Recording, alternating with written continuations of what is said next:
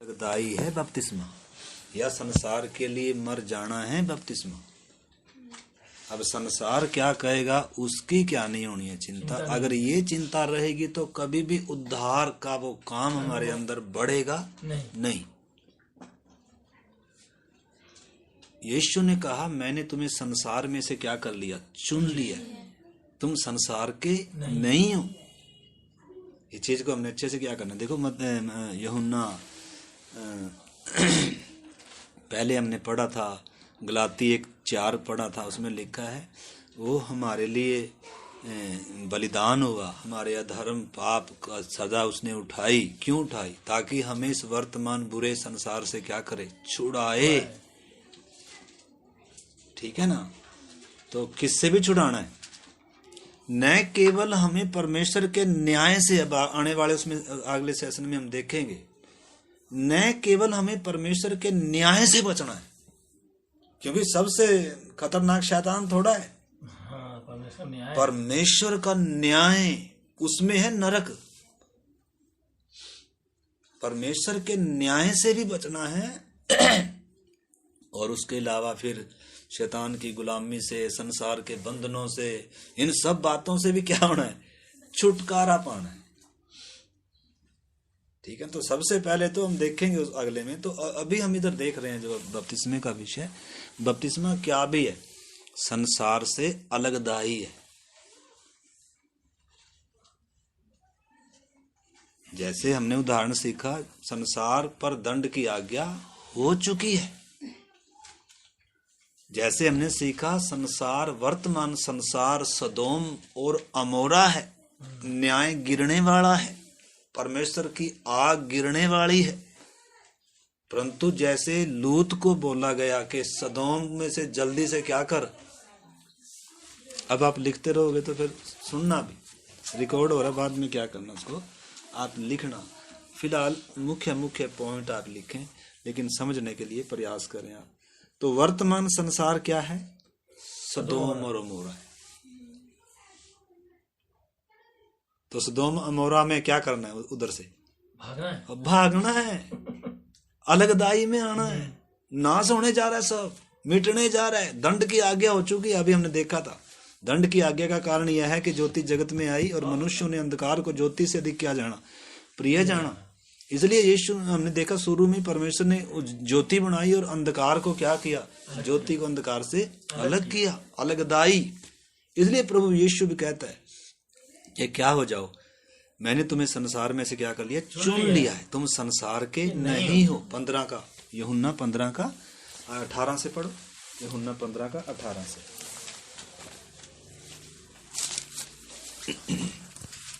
यूहन्ना 15 अध्याय और उसका 18 वचन से हम पढ़ेंगे। उसमें लिखा है, यदि संसार तुमसे बैर रखता है तो तुम जानते हो कि उसने तुमसे पहले मुझसे भी बैर रखा। यदि तुम संसार के होते तो संसार अपनों से प्रेम रखता, परंतु इस कारण कि तुम संसार के नहीं वरन मैंने तुम्हें संसार में से चुन लिया है, इसीलिए संसार तुमसे बैर रखता है। तो अब संसार क्या नहीं करेगा, संसार तभी आपसे प्यार करेगा जब आप संसार के साथ समझौता करके चलोगे, संसार के साथ मित्रता करके चलोगे। लेकिन परमेश्वर से क्या हो जाएगा, बैर हो जाएगा। ठीक है ना। संसार से मित्रता, परमेश्वर से क्या है, बैर। संसार से मित्रता व्यभिचार, क्योंकि एक ही से मित्रता होनी है। एक ही मेरा प्रभु है, एक ही मेरा स्वामी है। दो स्वामियों की सेवा नहीं कर सकते। चाहे वो पाप हो दूसरा स्वामी, चाहे वो संसार हो दूसरा स्वामी, चाहे वो शैतान हो दूसरा स्वामी।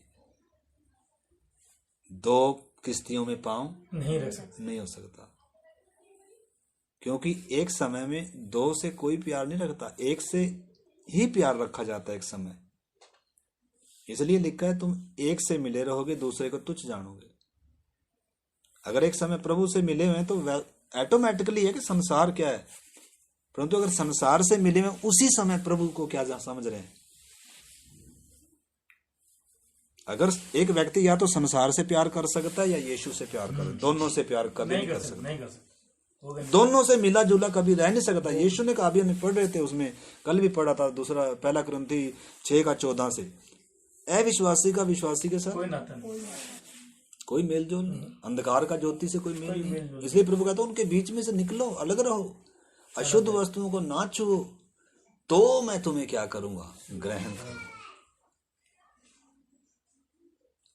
अब ये आसान भी नहीं है, इसके लिए हर एक के अंदर इस वचन ने, पवित्र आत्मा ने, क्रूस की उस गंभीरता ने क्या करना है, कार्य करना है। एक व्यक्ति के अंदर से आना है, ये डर के मारे नहीं, ये किसी लालच से, दबाव से नहीं, बल्कि इसके अंदर से उन चीजों के प्रति ऑटोमेटिकली क्या आ जाएगी, घृणा आ जाएगी। जब वचन अंदर आया है, पवित्र आत्मा ने जब अंदर काम किया है, नया मनुष्य तब जब अंदर आया है, एक व्यक्ति ने सही रीति से जब जो बातें, 6 बातें अभी तक हमने सीखी, ये बातें उसके जीवन में आई हैं, वो मापदंड अगर पूरा हुआ है, तो इस व्यक्ति ने अब क्या करना है, मतलब अब इस व्यक्ति को उन चीजों से ऑटोमेटिकली मन क्या हो जाएगा, उन चीजों में अब इसका मन नहीं लगेगा। जैसे पहले टीवी देखना था, फिल्में देखनी थी, संसारिक मित्र था, दारू थी, नशे थे, या कोई भी, चाहे अच्छा काम था, बुरा काम था, कोई भी काम था, ऑटोमेटिकली उन चीजें अब इसको मजा नहीं देती। अब मजा क्या देता है, संगति, वचन मीठा लगता है, संगति, प्रभु।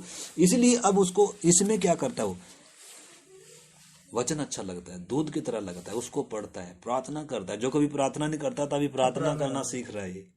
अभी इसको संगति में, अभी बात काम के छुट्टी करके, छुट्टी नहीं है तो भी छुट्टी कर कर किधर जा रहा है, प्रार्थना में जा रहा है। प्राथमिकता बदल गई, ठीक है ना, क्योंकि संसार थोड़े समय के लिए है। देखो इधर लिखा है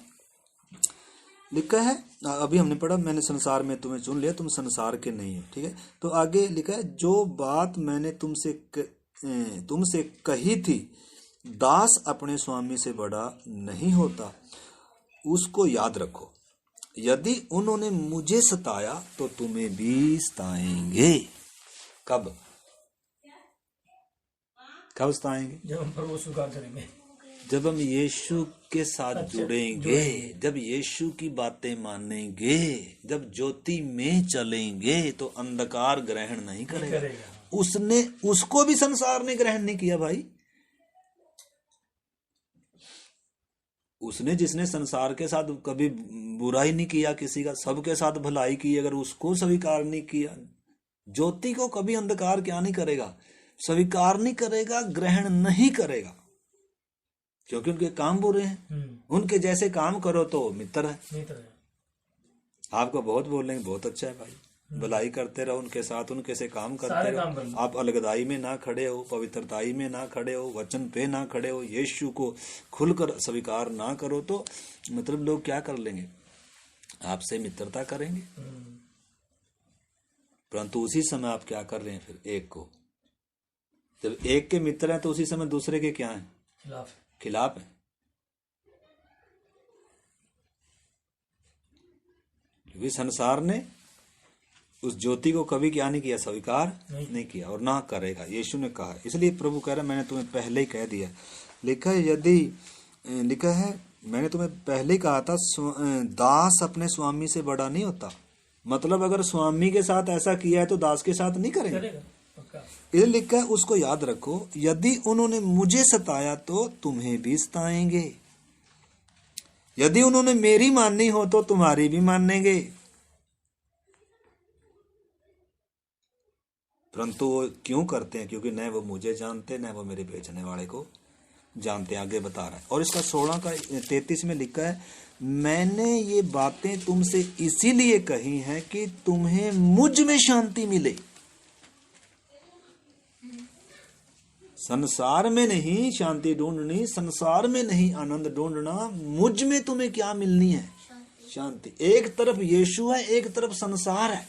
अभी हमने वहां देखा था, एक उत्तम जलपाई है और एक जंगली जलपाई है। जंगली जलपाई है संसार, जंगली जलपाई है सदोम अमोरा, जिसके ऊपर दंड की आज्ञा हो चुकी है, अंधकार है। वो कभी भी किसको ग्रहण नहीं करेगा, यीशु को। तो अगर मैं और आप यीशु के हैं तो हमारे साथ भी तो वही होगा।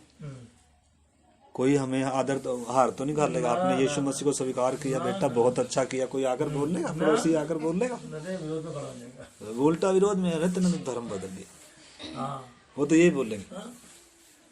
क्योंकि उनकी बुद्धि क्या है, बंद है। क्योंकि संसार किसके वश में पड़ा हुआ है, किसके वश में? देखो पढ़ के, पहला ये होना 5:19, 5:19।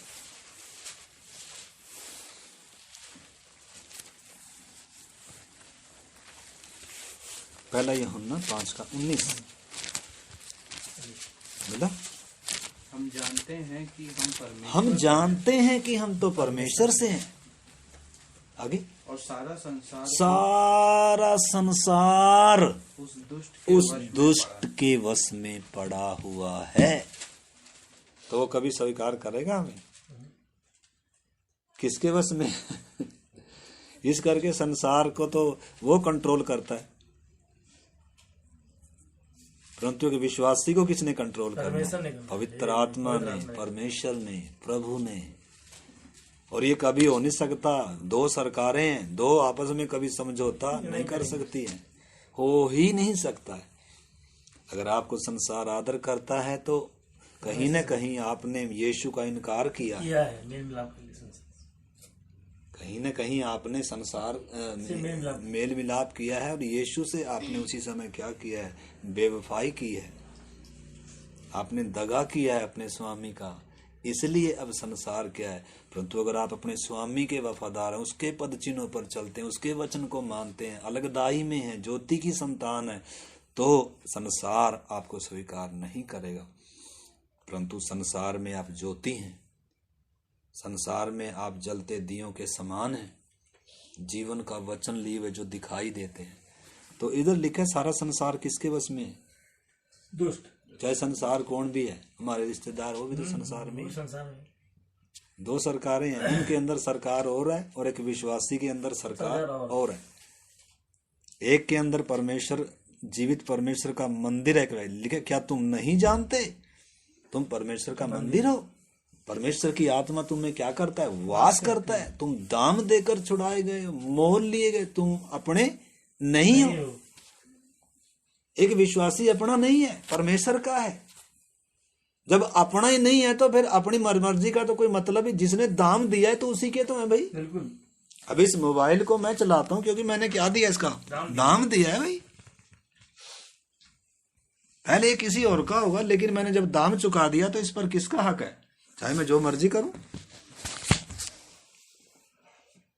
ठीक है ना। तो प्रभु ने हमें क्या कर लिया? संसार में से दाम देकर। इसलिए कलीसिया का एक नाम क्या भी है? इस संसार में से चुनकर अलग किए गए झुंड का नाम है कलीसिया।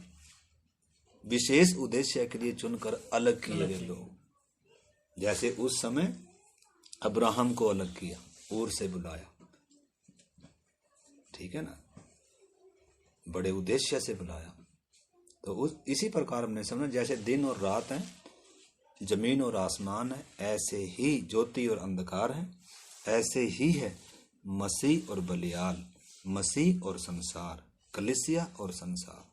आपस में कोई मेल जोल नहीं। उसका लक्ष्य कुछ और है, उनके उद्देश्य कुछ और है, उनका टारगेट कुछ और है, उनके अंदर कुछ और वास करता है, उनके ऊपर कुछ और हुकूमत करता है। लेकिन इधर सत्ता किसी और की है, इधर नियंत्रण स्वर्ग करता है, उधर नियंत्रण किसी और का है। वो कहता है ना, सारा संसार मेरे उसमें, मैं जिसको जो चाहता हूं दे देता हूं। तो यीशु के साथ भी क्या किया संसार ने? हम भी संसार में तो थे, हमने क्या किया? कभी ज्योति को मतलब अंधकार क्या नहीं करेगा? स्वीकार नहीं करेगा, ठीक है ना। तो इस करके इधर आनंद का विषय पर क्या है? यीशु उधर यूहन्ना 16:33 हमने पढ़ा था, लिखा है, मैंने तुम्हें लिखा है ये बातें इसलिए कही हैं कि तुम्हें मुझ में शांति मिले। संसार में तुम्हें क्या होगा? क्लेश होता है। 16:33 यूहन्ना, संसार में तुम्हें क्लेश होता है, परंतु डांडस बांधो, हिम्मत बांधो, मैंने संसार को क्या कर लिया, जीत लिया।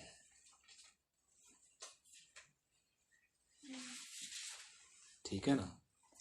तो इस करके बपतिस्मा क्या भी है, संसार से अलगदाई। ठीक है ना। हाँ, पहला कुरिन्थी 7:31 पढ़ो। पहला कुरिन्थी 7:31। इसमें बहुत सारे वचन हैं, लेकिन हम कुछ कुछ वचन पढ़ रहे हैं। पहला कुरिन्थी 7:31। हाँ,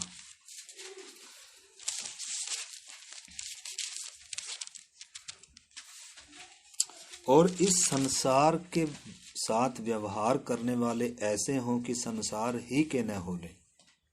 मतलब संसार के नहीं होना, अब किसके होना है, मसीह के होना। क्योंकि संसार के रीति रिवाज तो क्या होते जाते हैं, बदलते जाते हैं। आज संसार को कुछ और पहना रखा, कल को कुछ और पहना देगा। संसार का ईश्वर हुकूमत, वास्तव में संसार किसकी दुल्हन है, दुष्ट की।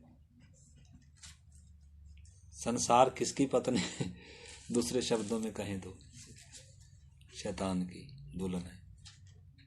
और कलीसिया किसकी दुल्हन है, होने वाली दुल्हन है, यीशु मसीह की, मेमने की दुल्हन है।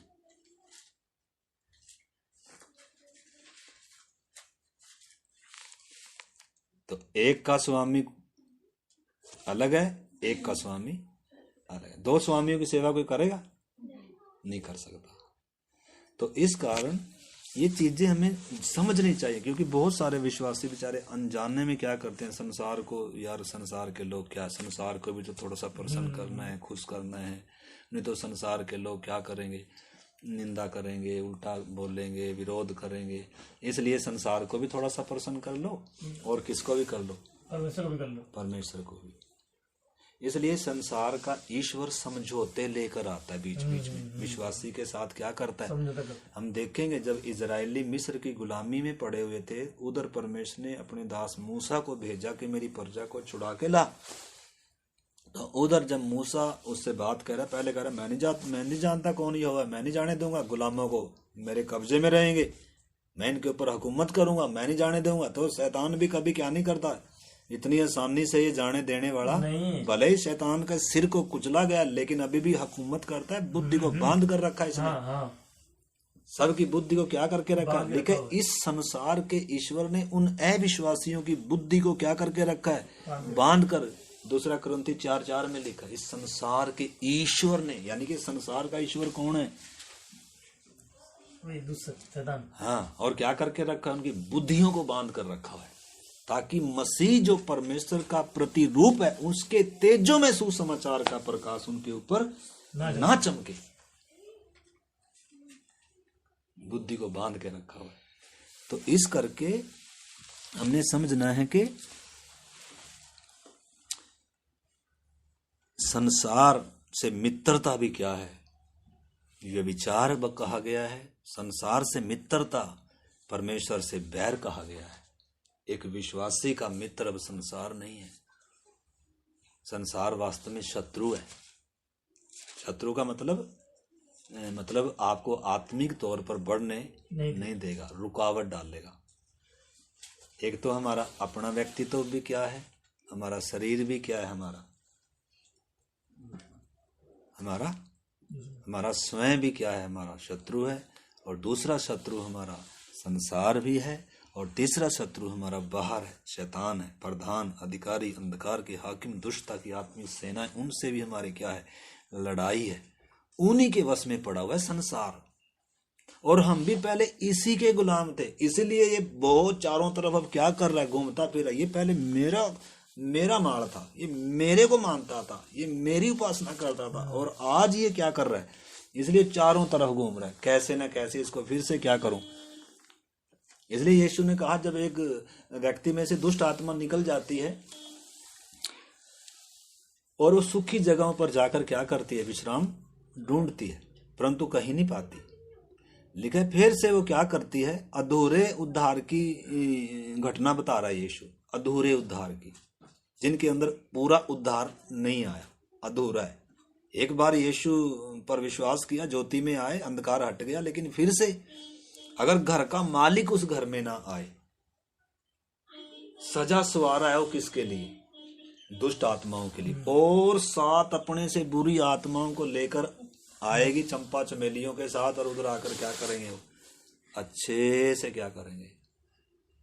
जिसके पहले गुलाम थे भाई साहब, वो ताकतवर है, उसने लूसीफर को गिराया है, आदम को गिराया है, बड़े बड़े सेवकों को गिराया है, दुनिया को कब्जे में कर बैठा है। आज भी मसीहत को भी, सबको आज क्या मना, 25 दिसंबर मनवा रहा है, गुड फ्राइडे मनवा रहा है। किससे? वचन भी पढ़ रहे हैं, लेकिन बुद्धि को क्या कर दिया? बांध के रखा हुआ है। यानी कि वो क्या, इसलिए यीशु पौलुस कहता है, मैं डरता हूं कि कहीं जैसे शैतान ने बड़ी चतुराई से हवा को बहकाया, तुम्हारे मन भी उस पवित्रता से और सिधाई से क्या ना किए जाए, कहीं भ्रष्ट ना किए जाएं। कहीं दूसरा सुसमाचार, दूसरा यीशु। तो शैतान क्या भी करेगा? यीशु के नाम में भी आता है और किसी किसी के नाम में भी आता है। जरूरी नहीं है किसी और के नाम से आए, किसके नाम से भी आएगा। तो कई नाम, इसके कई रूप हैं। तो इस करके हमने समझना है। अब बहुत सारी मसीहत भी संसार के साथ क्या करके चल रही है? समझौता। यानी कि उनमें भी कौन काम कर रहा है? संसार का ईश्वर। किसके नाम से? यीशु के नाम में। तो इस करके ये विषय कितना, फिर हमें कितना इसमें जागृत होने की जरूरत है। सचमुच में कितना गंभीर है ये विषय। हम हर किसी मंडली में जाकर थोड़ा ना उनके साथ संगति कर सकते हैं, परंतु जहाँ अलगदाई नहीं है, पवित्रताई नहीं, वहां नहीं। जहाँ अलगदाई हो, पवित्रताई हो, वचन के लिए जहाँ यीशु हो, वही यीशु की कलीसिया है। जहाँ यीशु नहीं है, क्योंकि यीशु कहता है उस दिन बहुत तेरे मुझसे कहेंगे, प्रभु हमने तेरे नाम से दुष्ट आत्मा को निकाला, भूत प्रेतों को निकाला, आश्चर्य कर्म किए। उस दिन मैं खुल के कह दूंगा, एक कुकर्म करने वालों, मैं तो तुम्हें जानता भी नहीं। यानी कि उधर यीशु नहीं है, लेकिन क्या हो रहे उधर? चमत्कार हो रहे। तो कौन कर रहा है? संसार के ईश्वर। ठीक है ना, प्रभु तो कोई जानता भी नहीं। तो इस करके जो संसार से समझौता करते हैं, उन्होंने प्रभु को अभी जाना नहीं। उन्होंने अभी प्रभु के लिए उनके अंदर पूरा समर्पण नहीं है। वास्तव में ये बपतिस्मे में ही आना चाहिए। बपतिस्मा एक व्यक्ति को संसार से क्या कर रहा है? अलग कर रहा है। ठीक है ना। तो इस करके, और एक बात और हम उसमें सीखेंगे। इसमें कई बातें हैं, आप इसको नोट करना, इसके नोट्स भी बनाना उस हिसाब से। एक बात और हम कहेंगे, 11 का 32 भी पढ़ लो इसका। 11 का 32 इसी में 11 का 32।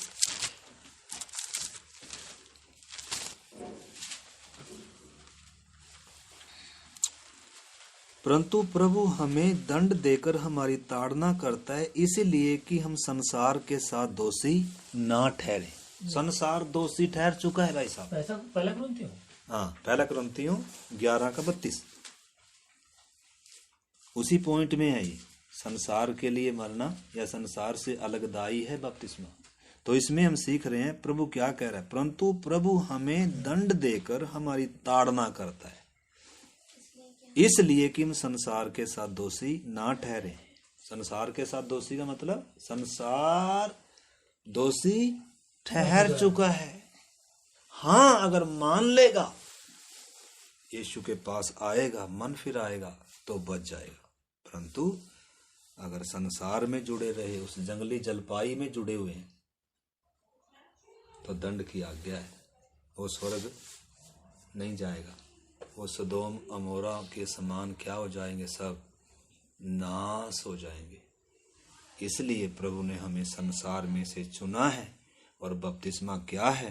संसार के लिए मरना या संसार से अलगदाई है बपतिस्मा। अगला स्टेप, एक इससे अगला स्टेप, 7वीं बात, पहला कुरिन्थी 12 का इसी पेज पे 12 का 13।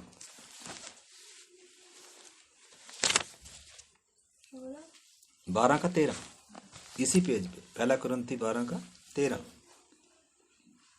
क्योंकि हम सब ने क्या यहूदी हो या यूनानी, या दास हो या स्वतंत्र, एक ही आत्मा के द्वारा एक देह होने के लिए बपतिस्मा लिया, और हम सब को एक ही आत्मा पिलाया गया। हाँ, एक लिखा है, क्योंकि हम सब क्या यहूदी हो, क्या यूनानी हो, क्या दास हो, क्या स्वतंत्र हो, एक ही आत्मा के द्वारा एक देह होने के लिए बपतिस्मा लिया है। यानी कि बपतिस्मा लेना क्या है? मसीह की देह में जुड़ना है बपतिस्मा। क्या है बपतिस्मा? मसीह की देह में जुड़ना है बपतिस्मा।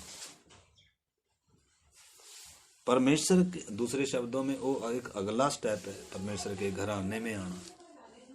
परंतु मसीह की देह, जैसे हमारी देह में अलग अलग अंग हैं, सारे अलग अलग अंग आपस में जुड़े हुए हैं, ऐसे ही बपतिस्मा क्या है वास्तव में?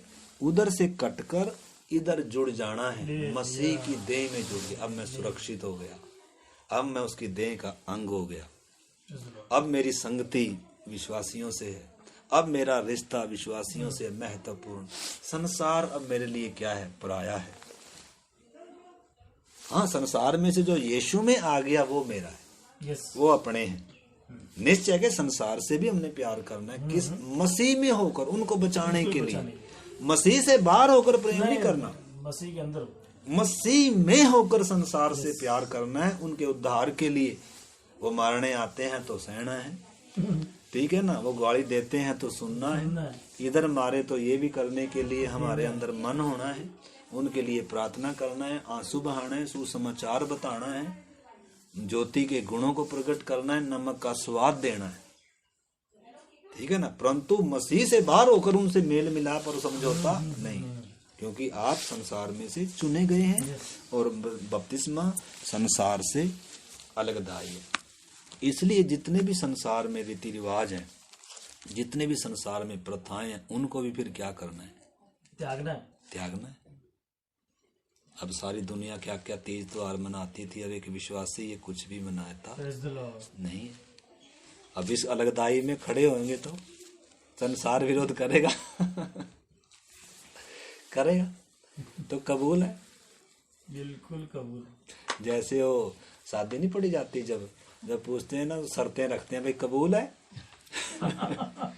जबरदस्ती नहीं है, क्योंकि आप एक वाचा में बंधने जा रहे हो। उसी तरह हमारा भी कबूल है। हाँ, ऐसे ही प्रभु भी तो क्या कह रहा है? शर्तें रखना। यीशु कह रहा है ना, जो मेरे पीछे आना चाहे पहले बैठकर क्या करे? ये शर्तें हैं भाई, ये जो मेरे पीछे आता है, जो हल पर हाथ रख कर पीछे देखता है, वो मेरे मतलब क्या है? क्या है ये? मापदंड है स्वर्ग, इनको क्या करना? पूरा करना है, पूरा करते हैं। शर्तें हैं। मतलब ये नहीं है कि हम आज मसीह में और कल संसार के।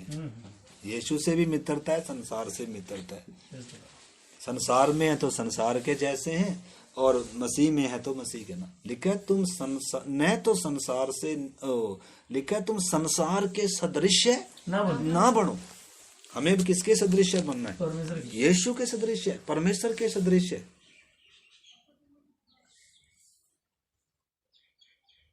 अभी आपने चुनाव करना है, आपने किसके सदृश्य बनना है। ये बपतिस्मे में ही हो जाता सर निर्णय, ठीक है ना? तो अभी हम देख रहे थे अगली बात कि बपतिस्मा क्या है? मसीह की देह में जुड़ना है बपतिस्मा। 7वां पॉइंट है मेरे ख्याल में, 7वां है या 8वां, आपने उसको क्रम दिया होगा। और अगली बात क्या है फिर? 8वीं बात, रोमियो 6 अध्याय निकाल लेंगे, इसमें से हम कुछ बात पढ़ेंगे। रोमियो 6 अध्याय 6 का 4 से पढ़ेंगे। पहले हमने 1-2 पढ़ा था, या 1-2 से ही आप पढ़ लें, 1 से ही पढ़ लें जरा ब्रदर जी, आप पढ़े। तो हम क्या कहें? क्या हम पाप करते रहें कि अनुग्रह बहुत हो? कदापि नहीं। हम जब पाप के लिए मर गए तो फिर आगे को उसमें कैसे जीवन बिताएं? क्या तुम नहीं जानते कि हम सब जिन्होंने मसीह यीशु का बपतिस्मा लिया, उसकी मृत्यु का बपतिस्मा लिया, अतः उस मृत्यु का बपतिस्मा पाने से हम उसके साथ गाड़े गए, ताकि जैसे मसीह पिता की महिमा के द्वारा मरे हुए में से जिलाया गया, वैसे ही हम भी नए जीवन की से चाल चले। क्योंकि यदि हम उसकी मृत्यु की समानता में उसके साथ जुड़ गए। हाँ, तो इधर एक पॉइंट आता है 8वीं बात के बपतिस्मा क्या है वास्तव में? मसीह की समानता है वास्तव में बपतिस्मा यीशु मसीह की के साथ समानता। किस किस बात में समानता? 3 बातें हैं इधर। 8वीं है या 7वीं बात है, मेरे ध्यान नहीं है, आपने लिखा है। जो पॉइंट हम सीख रहे हैं, बपतिस्मा क्या है? यीशु मसीह की समानता। यीशु मसीह के साथ समानता है, मतलब किस किस चीज में? उसकी मृत्यु की समानता। देखो उसका पढ़ो 6 का 4 पढ़ो दोबारा से। 5। क्योंकि यदि हम उसकी मृत्यु की समानता में उसके साथ जुट गए तो निश्चय उसके जी उठने की समानता में भी जुट जाएंगे। सबसे पहली बात तो उसकी मृत्यु की समानता। जैसे यीशु मरा, कब्र में गया और फिर जी उठा, ऐसे ही वास्तव में बपतिस्मा क्या है? यीशु मसीह की समानता का मतलब है उसकी मृत्यु की समानता में जा रहे हैं। जैसे वो उसने क्या किया? कब्र में गया, ऐसे हम पानी की कब्र में जा रहे हैं। मरेंगे तभी तो जा रहे हैं ना। किसके लिए मर गए? पाप के लिए मर गए। यानी कि मरे हुए को क्या किया जा रहा है? दफन किया जा रहा है। दफन हो गया काफी नहीं, अब ये जिए। अब ये क्या होगा? जैसे यीशु जी उठा, अब ये पानी की कब्र से क्या आएगा? बाहर आएगा। परंतु अब ये नई सृष्टि है, अब इसके ऊपर शैतान का कोई हक नहीं है, अब इसके ऊपर दंड की आज्ञा नहीं है। वो पुराना था ना, जो वो मर गया, जो पाप के लिए जीता था, जो संसार के लिए जीता था, वो मरा हुआ सुशांत जो पानी की कब्र में गया। जैसे तो ये बपतिस्मा क्या है? यीशु की मृत्यु की समानता। और दूसरी बात, 4 वचन भी पढ़ो इसको। अतः उस मृत्यु को बपतिस्मा पाने से हम उसके साथ गाड़े गए। उसके गाड़े जाने की समानता। मृत्यु मतलब क्रूसित किए गए। पौलुस कहता है गलातियों 6:16 में, संसार मेरी दृष्टि में और मैं संसार की दृष्टि में क्रूस पर चढ़ाया गया, मतलब मर गया। तो एक तो मृत्यु का समानता है यीशु की, और दूसरा उसके गाड़े जाने की समानता है। बपतिस्मे में ये बातें देखो, अगर हम मरेंगे नहीं तो गाड़े जाने का तो मतलब ही नहीं है। अगर गाड़े नहीं गई तो जी उठने का तो फिर एक के बाद ही तो अगला आएगा। तो सबसे पहले क्या आना है? मरना है। अगर जिंदे को कोई दफना रहा है तो भाई साहब वो क्या नहीं है, वो ये थोड़ी देर में भूत बनकर आएगा पीछे पीछे, क्योंकि मरा ही नहीं था। तो जैसे जिंदा व्यक्ति को दफनाना गुनाह है, कत्ल है, खून है, ऐसे ही जिंदा व्यक्ति को दफन करना। जिंदा व्यक्ति का मतलब जो अभी तक पाप के लिए मरा ही नहीं है, जो अभी तक संसार के लिए मरा ही नहीं है, उसको बपतिस्मा देना, जिंदे को दफन करना है। यानी कि वचन को बिगाड़ना है, यानी कि वचन को उल्टा करना है, यानी कि उसके द्वारा इस तरीके से उद्धार नहीं है, वो वचन को बिगाड़ना है। पहले व्यक्ति ने मरना है, इंतजार करो मरने का। कई बार लगता है मर गए, लेकिन नब्ज पकड़ कर देखनी पड़ेगी सचमुच में ये मर गया कि अभी नब्ज चल रही है। कई बार ऐसा लगता है मर गया, लेकिन वो जी उठता है थोड़ी देर में। जैसे ही संगति कर बाहर गए तो मन क्या करे वो, मतलब संसार के लिए, पाप के लिए, फिर क्या करे वो, जी उठे। ठीक है ना। तो इस करके हमने उस चीज को समझना है, मतलब उसकी मृत्यु की समानता में जा रहा है एक विश्वासी, और उसके गाड़े जाने की समानता में जा रहा है। जैसे यीशु गाड़ा गया, ऐसे ये भी गाड़ा जा रहा है। परंतु ये कब्र में मिट्टी में नहीं रखा जा रहा है, ये पानी की कब्र में जा रहा है। और मरा कौन है? जो पुराना था, पाप के लिए मैं मर गया।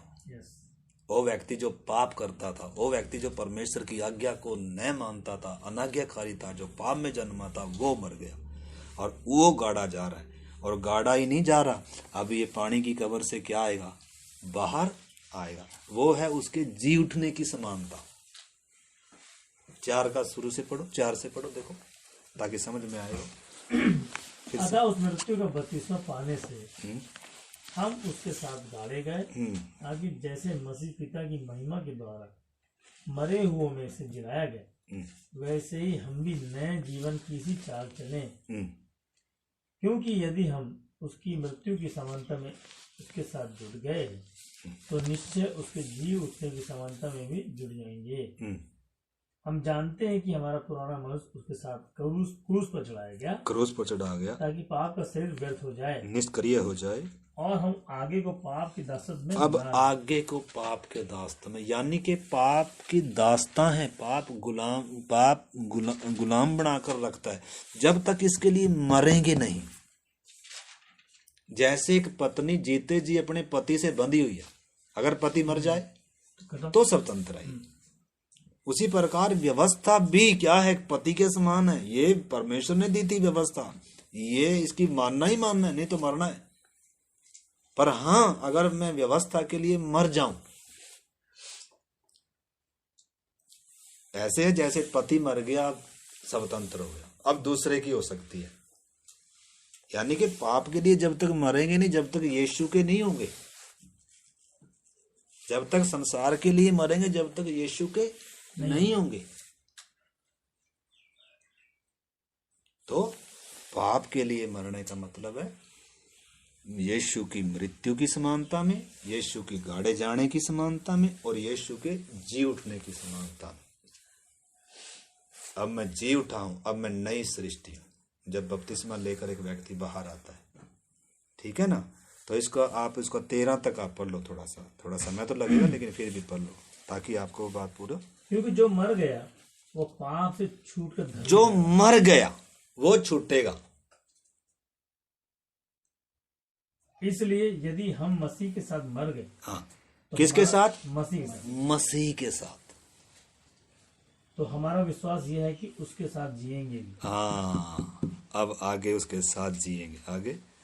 क्योंकि ये जानते हैं कि मसीह मरे हुए में से जी उठकर फिर मरने का नहीं। हाँ, आपने 4 का आगे छोड़ दिया वचन, लिखा है अतः उसकी मृत्यु का बपतिस्मा पाने से उसके साथ गाड़े गए, ताकि जैसे मसीह पिता की महिमा के द्वारा मरे हुओं में से जिलाया गया, वैसे ही तुम भी नए जीवन की सी चाल ले लिया। नए जीवन की चाल चलनी है। अब आपकी एक नई शुरुआत हुई है। आप अब परमेश्वर से जन्मे हैं, आप अब प्रभुताओं से छुड़ाए गए हैं, गुलामी से छुड़ाए गए हैं, आपने छुटकारा पाया है। अब आप अब उसके अधीन नहीं है, परंतु हाँ, अगर आप चाहें तो फिर से उसके अधीन हो सकते हैं, क्योंकि अभी भी वो पाप द्वार पर छिपा हुआ है। शैतान भी चारों तरफ क्या कर रहा है, घूम रहा है, और संसार में भी हम रहते हैं। फिर से क्या कर सकते हैं, हम उस गुलामी में जा सकते हैं। परंतु ये समझ लो कि आप छुड़ाए गए हैं। जब आपने क्रूस की तरफ देखा है, आप छुड़ा लिए गए हैं। पाप की वो जंजीरें अंदर से खत्म हो गई, लेकिन भले ही अभी पाप का स्वभाव अंदर है, क्योंकि पाप क्या करके गया है, पूरे व्यक्तित्व को उसने इच्छाओं को, अभिलाषाओं को पूरा क्या करके रखा, बिगाड़ा हुआ है। परंतु उसके लिए भी अभी हमने क्या होना है, अहमियत, प्राथमिकता आत्मिक बातों को देनी है, वचन को, प्रार्थना को देनी है। तो वो भी क्या हो जाएंगे, धीरे धीरे बदलते जाएंगे। वो अगला स्टेप है, उद्धार पाते जाना, वो उसमें आता है। इसलिए हम ये नहीं कहें जी बपतिस्मा लेने के बाद तो कभी क्या ही नहीं होगा, हम बिल्कुल सिद्ध हो जाएंगे। सिद्ध नहीं हो गए, बल्कि सिद्ध होने के लिए किधर सांटे गए हैं, उत्तम जलपाई में सांटे गए। अभी भी आप गलती करेंगे जब तक आप आत्मा में क्या है, कमजोर है। क्या होगी, बच्चा, छोटा बच्चा गिरता है कि नहीं गिरता है? कई बार वो जो चीजें नहीं खाने की वो भी खा लेते, क्योंकि उसको क्या नहीं है, इसलिए माँ बाप है ना, माँ बाप है ना उसको समझाने के लिए। तो सेवक रखे हैं ना प्रभु ने, तो इसलिए लिखा सेवकों के क्या रहे, अधीन रहे, उनकी आज्ञा माने, क्योंकि वे उनकी नाई है जिन्हें लेखा देना होगा। ठीक है ना। तो इसलिए प्रभु ने हमें क्या दिए हैं, चरवाहे दिए हैं, सेवक दिए हैं, पासवान दिए हैं, ताकि हमें क्या, क्योंकि हमें ज्यादा मालूम नहीं है। अब जैसे कुछ प्रोग्राम आ गया, हमें संसार में जाना है, नहीं जाना हमें मालूम नहीं है, परंतु किन को रखा है प्रभु ने, सेवकों को रखा है ना, वचन दिया ना हमारे हाथ में, सेवक क्या कर रहे हैं, इस वचन को सिखा रहे हैं, ठीक है ना। तो उस बात को हमने क्या करना है, समझना है। तो इसमें आगे लिखा है, हमने काफी पढ़ लिया इसमें, आगे मैं फिर से पढ़ता हूं। लिखा है नए जीवन की सी चाल चले, और लिखा है क्योंकि यदि हम उसकी मृत्यु की समानता में उसके साथ जुट गए हैं तो निश्चय कि उसके जी उठने की समानता में भी जुट जाएंगे। हम जानते हैं कि हमारा पुराना मनुष्य तब उसके साथ क्रूस पर चढ़ाया गया ताकि पाप का शरीर व्यर्थ हो जाए और आगे को हम पाप के दास्तों में ना रहे। एक समय पाप प्रभुता करता था, परंतु लिखा तुम छूटे नहीं हो, छूट नहीं सकता कोई से, ये ताकतवर चीज है, अंदर राज्य करता है ये, परंतु इससे क्या किए गए, छुड़ाए गए। यानी कि एक व्यक्ति किसका गुलाम है, पाप का, शैतान का, और मौत इसके ऊपर क्या करती है, राज्य करती है, भय मौत का। ये है दशा, इन चीजों से छुड़ाना है सबसे पहले। इसकी बीमारी ठीक हो ना हो, वो कोई बड़ी हो, क्योंकि शरीर है वो मिट्टी मिलने वाला थोड़े समय के लिए, वो नहीं है बड़ा विषय। बड़ा विषय क्या है, इसके अंदर से पाप की प्रभुता हटनी है, शैतान की गुलामी से छुटकारा पाना है, और मौत का भय हटना, यानी कि अमरता, अनंत जीवन पाना है, परमेश्वर से मेल होना है, वो है बड़ी बात, ठीक है ना। तो इसलिए आगे इधर लिखा हुआ है फिर तुम पर पाप की प्रभुता नहीं होगी क्योंकि तुम मर गए। लिखा है क्योंकि जो मर गया वह पाप से छूटकर धर्मी ठहरा, छूटकर धर्मी ठहरा। जो क्या हो गया, मर गया। आप किसी के कर्जदार थे लेकिन मर गए तो अब आपको कर्जा भरना है, नहीं, मर गए जब आप कर्जा देने आओगे, कोई मांगेगा कर्जा? तो जब पाप के लिए मर गए तो शैतान का भी हक नहीं है, मौत का भी हक नहीं है, और पाप भी प्रभुता नहीं करेगा, क्योंकि अभी आप किसके अधीन हो गए, दूसरे स्वामी के हो गए। उसके लिए मर गए, मैं तेरे लिए मर गया, मैं उस चीज के लिए मर गया, अब मैं उसके लिए नहीं जीऊंगा, मैं मेरे यीशु के लिए जीऊंगा। हर समय एक समर्पण है, हर समय क्या एक निर्णय है जीवन में, हर समय आएगा पाप के लिए जीऊं, खुद के लिए जीऊं, संसार के लिए जीऊं। उस समय क्या करना है, मैंने और आपने क्या करना है, अपने आप को कि पाप के लिए तो मरा समझना है। देखो आगे लिखा है ना, इसलिए यदि हम मसीह के साथ मर गए तो हमारा विश्वास है कि उसके साथ जिएंगे भी, क्योंकि यह जानते हैं कि मसीह मरे हुओं में से जी उठकर फिर मरने का नहीं, उस पर फिर मृत्यु की प्रभुता नहीं होने की, क्योंकि वह जो मर गया तो पाप से छूटकर पाप के लिए एक ही बार मर गया, परंतु जो जीवित है तो परमेश्वर के लिए जीवित है। अभी किसके लिए जीवित है? ऐसे ही तुम भी अपने आप को पाप के लिए तो मरा, परंतु परमेश्वर के लिए मसीह यीशु में जीवित समझो। यानी कि आपने इसको समझना है कि मैं पाप के लिए मर गया, परमेश्वर के लिए अब मैं क्या हूं, जिंदा हूं। अब मेरा जीवन में यीशु प्रभुता करेगा। अब मेरे जीवन का मालिक प्रभु है, वो मेरे लिए मरा है, मेरे पाप ने उसको क्रूस पर चढ़ाया है। मेरा पाप था वो कारण जिसके लिए यीशु ने दुख उठाया, यीशु मारा गया, इसलिए मैं पाप के लिए क्या हो गया, मर गया। पाप को मैं प्यार करके नहीं जाऊंगा। कोई गलती हो भी उसी समय मैं क्या करूंगा, माफी मांगूंगा, प्रभु मुझसे गलती होगी, मुझे शुद्ध कर। ऐसा नहीं कोई गलती नहीं होगी, उसी समय क्या करनी है, अपनी गलती को मानकर स्वीकार करना है, शुद्ध होना है, क्योंकि हम सिद्ध नहीं हुए। पाप भले ही निकल गया, लेकिन अभी हमारे स्वभाव में क्या रहती है, वो बातें रहती हैं। तो इसलिए क्या समझना है, पाप के लिए मरा हुआ समझना है, परमेश्वर के लिए जीवित समझना है। लिखा है इसलिए पाप तुम्हारे नश्वर शरीर में राज्य ना करे, नहीं तो ये क्या करेगा, राज्य करेगा। ये क्या करता है, राज्य करता है। ये आत्मा को मारता है, परमेश्वर से संबंध तोड़ता है, इंसान को परमेश्वर का शत्रु बनाता है। कौन?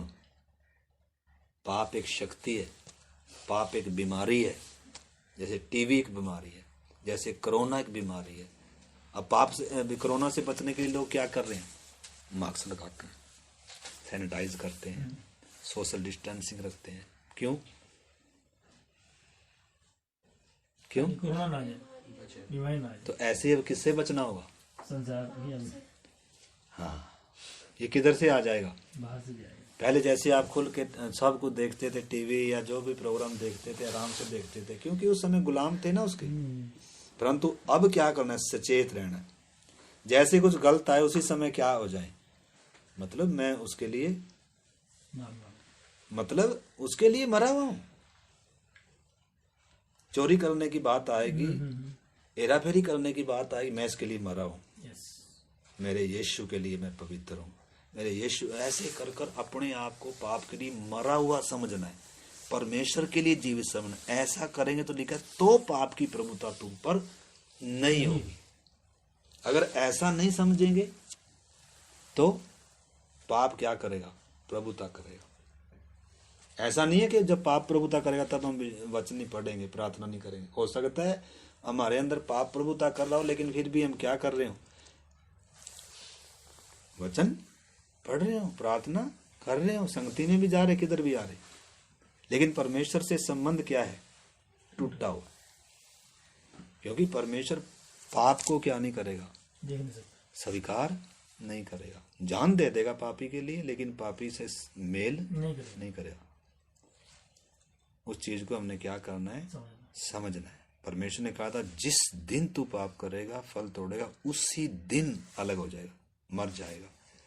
मौत क्या है? परमेश्वर से अलगदाई है, संबंध टूटना है। तो इस चीज को हमने क्या करना है? समझना है। ठीक है ना?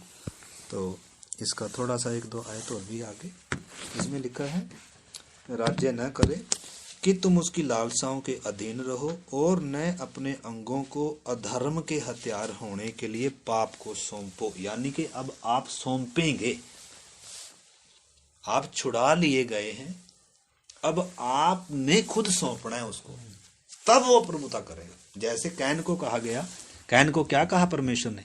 पाप द्वार पर खड़ा है और तुझे उसके ऊपर क्या करनी है? प्रभुता करनी है। लेकिन उसने इग्नोर कर दिया।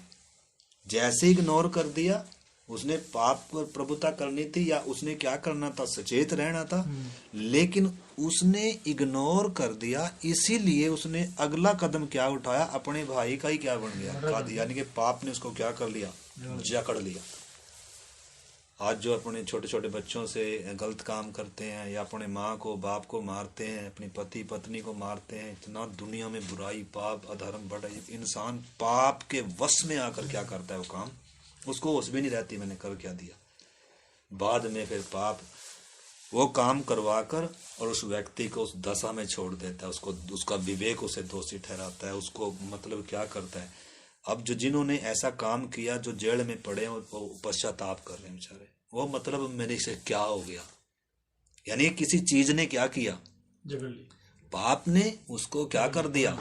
जकड़ लिया। शैतान ने जकड़ लिया, उनको अपने वश में लिया उस व्यक्ति को, और उसके द्वारा क्या कराया? वो करवाया जो नहीं करना था। इसलिए कैन ने क्या किया? अपने भाई का कत्ल कर दिया। आज जितनी भी बुराई होती है, किसके वश में पड़े हैं लोग?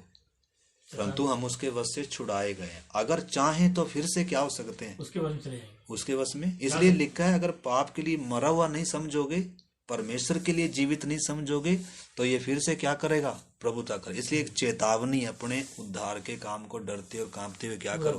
पूरा करो। ठीक है, अभी हम ब्रेक देंगे, फिर सिस्टर चाय पियेंगे, और उसके बाद एक छोटा सा क्या करेंगे, और अगर आप चाहते हैं तो अगला हम सेशन क्या करेंगे? एक और छोटा सा लेंगे। ठीक है ना? तो इतना ही ठीक है। अभी हम प्रार्थना करेंगे। तो अभी जो हमने बात सीखी वो क्या है? आखिरी यीशु मसीह की समानता, उसके मृत्यु की समानता, गाड़े जाने की समानता, और जी उठने की समानता। जब ये मैं काम कर लेता हूं, यानी कि बपतिस्मा, ये समानता, यीशु की समानता में आना, तो तब जब जीव उठेंगे ना, वो है फिर नई सृष्टि। बपतिस्मा लेने के बाद अब दंड की आज्ञा, बपतिस्मा लेने के बाद आप उत्तम में सांटे जाते हैं। बपतिस्मा मतलब उत्तम जलपाई, जैसे मैंने यहाँ बढ़ाई थी, एक इधर उत्तम जलपाई थी, एक इधर जंगली जलपाई थी, उनके बीच में बपतिस्मे का हौद था। तो इन दोनों के बीच में बपतिस्मा है, यानी कि संसार और प्रभु के बीच में बपतिस्मा है। यानी कि बपतिस्मा आपको संसार से अलग कर रहा है और प्रभु के साथ जोड़ रहा है। ये नहीं है कि बपतिस्मा भी लिया लेकिन बहुत सारे क्या है, उस डाली को डुबो दिया, ऐसे काटा नहीं इधर से, उसको डुबो दिया लेकिन उधर ही लगी हुई है। काट कर क्या करना है, साँटना है। इसके लिए बड़ा काम है, बड़ी लड़ाई है। इस संसार का ईश्वर लड़ता है, वो नहीं चाहता मुझ में से कोई छोड़कर जाए। वो क्या करेगा, लड़ मरेगा। वो चाहता है सब मेरे गुलाम रहे। परंतु अगर आप आएंगे तो धीरे धीरे आपका परिवार भी आएगा। आप परिवार की चिंता ना करें। आप किसकी चिंता करें, अपनी चिंता करें। ठीक है, तो आइए अभी हम प्रार्थना करते हैं, उसके बाद हम फिर छोटा सा एक क्लास और लेंगे। अभी 3:30 हुए हैं और मैं समझता हूँ कि बस करें, देख लो जैसा आप, क्योंकि आप काफी देर से बैठे।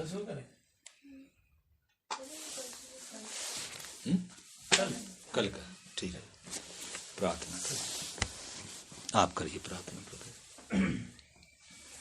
प्यारे पिता परमेश्वर, आज की सुंदर फिर शाम के लिए धन्यवाद प्रभु। अभी काफ़ी बातें सीखने के लिए मदद किया। 32वां क्या आज हम लोगों ने सीखा प्रभु जी, ये दुनिया से अलगदायी जीवन है और शैतान हमें जब 32वां ले भी लेते हैं उसके बाद भी हमारा जीवन में चलते चलते बहुत बातों को जांचते हुए चलने के लिए हमें सीखना, इन बातों के लिए जो विषय भी दिया है पासवान ने। प्रभु जी हमारी प्रार्थना है परमेश्वर, जो वचन हम लोग अभी सीख रहे, ये वचन हमारे हृदय में लिख दे प्रभु, ताकि परमेश्वर हम संसार से दूर रहें, अलगदायी जीवन बताएं और पाप ना करें परमेश्वर। यही मेरी प्रार्थना है प्रभु जी। आपका बड़ा आशीष मांगते हैं। और जब कल फिर से जब नया सेशन शुरू करेंगे प्रभु, हम चाहते हैं और भी जो नए हमारे जो अभी आज नहीं आए हमारे भाई बहन लोग, वो लोग भी परमेश्वर में शामिल हो जाएं, ताकि आपको और जाने और हम सब परमेश्वर आपकी एक देह बन जाए, आपकी एक अंग बन जाए। आप चाहते हैं प्रभु जी, और परमेश्वर हम संसार से निकाल के हम प्रभु जी आपके इधर साटे जाए, ताकि परमेश्वर हम लोग फलवंत हो जाए। यही हमारी प्रार्थना पिता परमेश्वर, आपने हमारा प्रार्थना सुना, धन्यवाद। यीशु के नाम से प्रार्थना मांगते हैं, आमीन। अब हमारे पिता परमेश्वर का प्रेम, प्रभु यीशु मसीह का अनुग्रह और पवित्र आत्मा की संगति और सहभागिता हम सबों के साथ, प्रभु के लोगों के साथ, प्रभु की आगमन तक होती रहे। आमीन। जय मसीह।